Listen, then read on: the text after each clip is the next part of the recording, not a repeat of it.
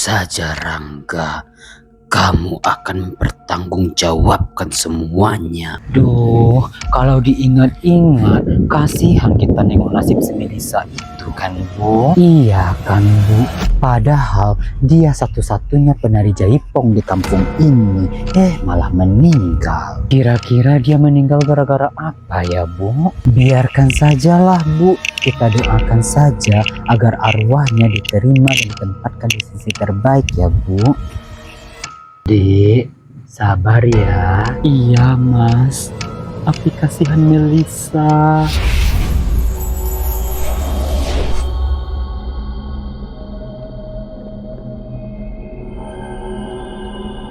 Hei, siapa kamu?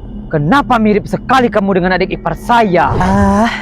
Masa sih, Mas? Iya, siapa kamu sebenarnya?